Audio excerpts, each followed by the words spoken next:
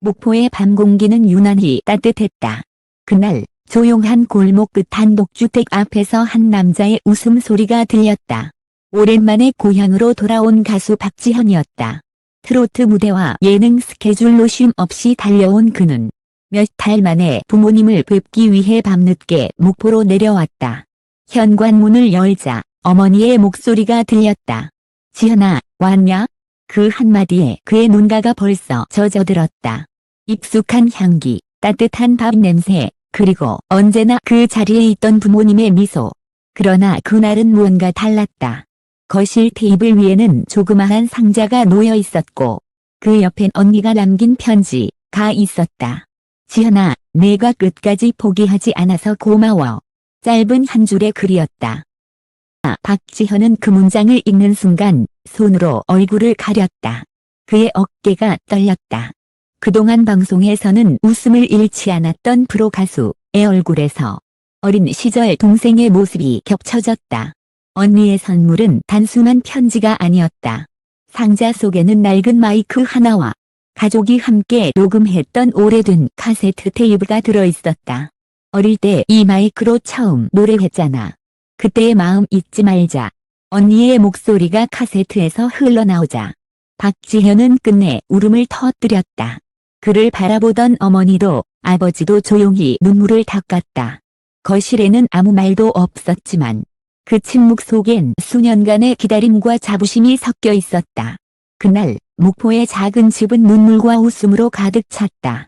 엄마, 나 이제 진짜 해냈어요. 지현의 목소리는 떨렸지만 단단했다. 그 한마디가 모든 시간을 보상하는 듯했다. 엄마, 나 이제 진짜 해냈어요. 그 말이 떨어지자마자 박지현의 목소리는 흔들렸다. 어머니는 아무 말도 하지 않았다. 그저 손을 내밀어 아들의 손등을 감싸 쥐었다. 오랜 시간 무대 위의 조명 아래에서만 웃던 그가 이토록 어린아이처럼 눈물을 쏟은 건 오랜만이었다. 그날 저녁 박지현은 작은 식탁에 앉아 있었다. 식탁 위에는 어머니가 정성스레 차린 반찬들이 놓여 있었다. 고등어구이, 김치찌개, 그리고 그가 가장 좋아하던 멸치볶음. 평범한 저녁상이었지만 얘는 세상에서 가장 그리운 향이었다. 지현아, 얼굴이 많이 상했네. 밥 좀 먹어라. 어머니의 말에 그는 억지로 젓가락을 들었지만 눈물이 자꾸 앞을 가려 밥알이 보이지 않았다. 그는 미소를 지으려 했지만 입술이 떨렸다. 엄마, 요즘 너무 힘들었어요.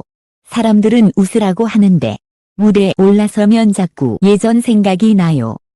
한참 동안 말을 잇지 못했다. 아버지는 말없이 물잔을 내밀었다. 괜찮다. 다 지나간다. 내가 노래하는 걸 보면 우린 그걸로 충분해. 그때 언니가 조용히 다가와 작은 상자를 내밀었다. 이건 오래전에 내가 첫 경연 나갔을 때 쓰던 마이크야. 박지현은 놀란 눈으로 언니를 바라봤다. 17살이던 시절 목포시청 앞 작은 무대에서 처음 노래를 불렀을 때 썼던 바로 그 마이크였다. 언니는 미소를 지으며 말했다. 내가 이 마이크 들고 엄마, 나 가수 되게 했던 거 기억나? 박지현의 눈동자가 흔들렸다. 기억나죠? 그땐 아무것도 몰랐는데 이제서야 그때 했던 말이 얼마나 무거운지 알아요. 테이프가 재생되자 거실 안은 과거로 돌아갔다. 낡은 카세트 플레이어에서 흘러나오는 소리는 잡음이 섞여 있었지만 분명한 멜로디가 들렸다. 박지현의 어릴 적 목소리였다. 나 노래할게 사랑해요. 그 순간 가족 모두가 숨을 멈췄다. 언니는 입을 막았고 아버지는 고개를 돌렸다. 언니는 조용히 눈을 감았다. 그 어린 시절의 음성이 지금의 박지현을 감싸듯 울려 퍼졌다. 그는 카세트 옆에 놓인 마이크를 꼭 쥐었다. 이 마이크로 다시 노래해야겠어요. 그때처럼 진심으로요. 시간은 늦은 밤을 향해 흘러갔다. 거실의 불빛이 따뜻하게 번지던 그때 박지현은 오랜만에 가족 앞에서 노래를 불렀다. 목소리는 조금 쉰 듯했지만 진심이 있었다.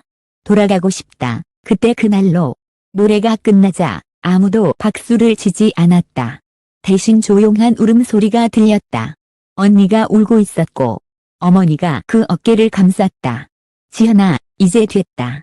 이제 정말 우리 모두 행복하자. 지현은 고개를 숙인 채 말했다. 언니가 이걸 준비한 이유가 뭔지 이제 알겠어요. 제가 잊고 살던 걸 다시 떠올리게 하려고 그랬죠? 언니는 고개를 끄덕였다. 내가 너무 멀리 갔던 것 같아서. 무대에서는 멋있지만 가족 앞에서는 여전히 내 동생이잖아. 그 말에 그는 끝내 울음을 터뜨렸다. 그동안 쌓였던 모든 감정이 터져나오는 듯. 박지현은 고개를 묶고 한참을 울었다. 새벽이 가까워졌을 무렵 거실엔 다시 고요가 찾아왔다. 그는 작은 목소리로 말했다. 이제 진짜 다시 시작할게요. 노래로, 마음으로, 가족을 위해. 그때 언니가 손을 내밀며 말했다. 그럼 약속이야. 다음 무대에서는 이 마이크로 불러. 박지현은 고개를 끄덕였다. 그리고 미소를 지었다. 그 미소엔 모든 눈물의 이유가 담겨 있었다. 새벽 첫 차가 출발할 시간, 박지현은 다시 서울로 향했다. 창밖엔 목포의 바다가 어슴푸레 빛나고 있었다. 그는 손에 마이크를 꼭 쥐고 있었다. 언니가 준 그 낡은 마이크였다. 손잡이는 벗겨지고 마이크 줄엔 세월의 흔적이 묻어 있었지만 그에게는 그 어떤 최신 장비보다도 소중했다. 기차가 천천히 움직이기 시작하자 그는 이어폰을 꽂았다. 테이프에서 들렸던 자신의 어린 목소리가 귓가에 맴돌았다. 엄마, 나 노래할게 사랑해요. 박지현은 창밖을 보며 속으로 중얼거렸다. 그래, 다시 노래하자. 그때처럼 서울에 도착하자 그는 곧바로 녹음실로 향했다. 그가 오랜만에 준비 중이던 새 싱글은 원래 밝고 경쾌한 곡이었다. 하지만 그는 녹음실에 들어서자 제작진에게 조심스럽게 말했다. 노래를 바꾸고 싶어요. 이번엔 가족 이야기를 담고 싶습니다. 모두가 놀랐다. 그동안 트로트와 발라드를 오가며 화려한 이미지를 유지해온 그가 이렇게 진솔한 이야기를 꺼낸 건 처음이었다. 그는 피아노 앞에 앉아 조용히 몇 마디를 적었다. 그리움은 노래가 되고 힘은 눈물이 된다. 그 한 줄이 새로운 곡의 시작이었다. 며칠 뒤 녹음이 시작됐다. 박지현은 언니가 준 낡은 마이크를 들고 노래를 불렀다. 스태프들은 처음엔 장난이라 생각했지만 그가 한 소절 한 소절 부를 때마다 모두가 조용해졌다. 그날 밤 엄마의 손, 그 눈물의 온도, 목소리는 흔들렸지만 그 안에는 진심이 있었다. 녹음이 끝나자 엔지니어가 말했다. 이건 그냥 노래가 아니라 한편의 인생 같아요. 며칠 뒤 방송국에서 열린 음악 프로그램 리허설. 그는 제작진에게 요청했다. 무대는 조명이 필요 없어요. 그냥 제 목소리로만 시작하게 해주세요. 그 요청은 파격이었다. 하지만 제작진은 그의 눈빛에서 뭔가 결심한 사람의 확신을 읽었다. 무대 위에서 박지현은 숨을 고르고 낡은 마이크를 꼭 쥐었다. 음악이 시작되자 조용히 첫 소절이 흘러나왔다. 돌아가고 싶다. 그날의 집으로. 객석은 숨을 죽였다. 그의 목소리는 무대 조명보다 더 따뜻했고 그 안엔 그날 목포에서 흘렸던 눈물이 그대로 담겨 있었다. 노래가 끝나자 조용한 박수 소리가 들렸다. 처음에는 몇 명이었지만 곧 전 관객이 일어나 그를 향해 박수를 보냈다. 그는 아무 말 없이 마이크를 내려놓았다. 눈가에는 또렷이 반짝이는 물기가 있었다. 방송이 끝난 후 그의 무대 영상은 단 하루 만에 300만 회를 돌파했다. 댓글창에는 수천 개의 메시지가 달렸다. 노래를 듣는데 눈물이 멈추지 않아요. 이게 진짜 음악이구나. 진심이 들린다. 박지현 씨, 그날의 이야기를 들려줘서 고마워요. 한 팬은 이렇게 썼다. 마이크 소리가 누군가의 마음을 다시 일으켰어요. 그의 무대 이후 JTBC는 박지현 가족의 사연을 조명하는 특집 다큐멘터리 제작을 결정했다. 제목은 그날의 노래. 방송에는 어머니의 인터뷰가 포함됐다. 지현이는 어릴 때부터 노래만 부르면 눈이 반짝였어요. 힘들어도 노래로 마음을 풀었죠. 우리 아들이었어요. 언니는 울음을 참으며 말했다. 선물은 별거 아니었어요.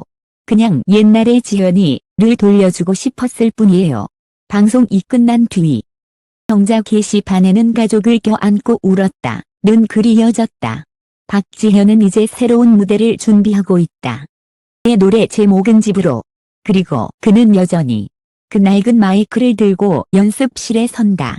기자들이 이유를 묻자 그는 미소를 지으며 대답했다. 이건 제 시작이자 끝이에요. 마이크가 없으면 제 노래도 없어요. 그의 손끝에서 반짝이는 낡은 금속이 스튜디오 조명을 받아 빛났다. 빛은 화려하지 않았지만 누구보다 따뜻했다. 박지현의 목소리는 이제 단순한 트로트가 아니라 삶의 기록이었다. 그가 흘린 눈물, 그가 품은 가족의 이야기, 그가 다시 붙잡은 초심, 그 모든 것이 한 곡에 담겼다.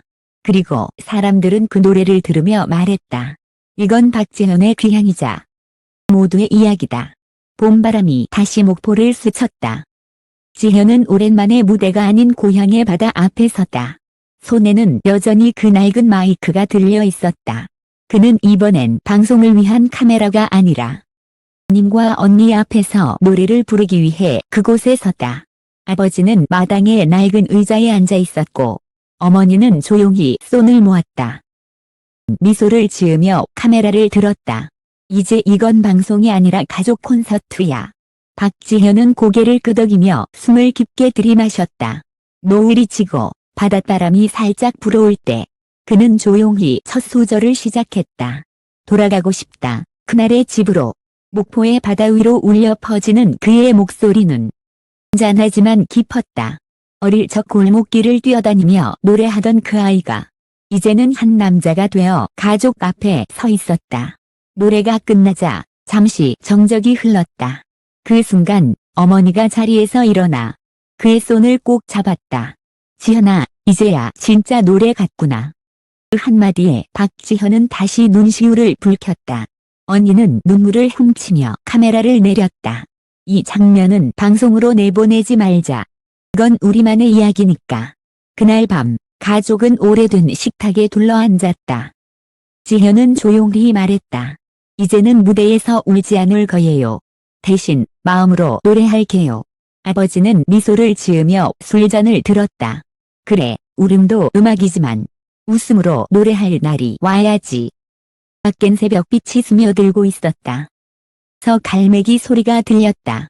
박지현은 잠시 하늘을 올려다봤다. 언제나 그를 지탱해준 가족. 그들이 바로 그의 음악이었다. 이틀 뒤 그는 새 노래 집으로를 발표했다.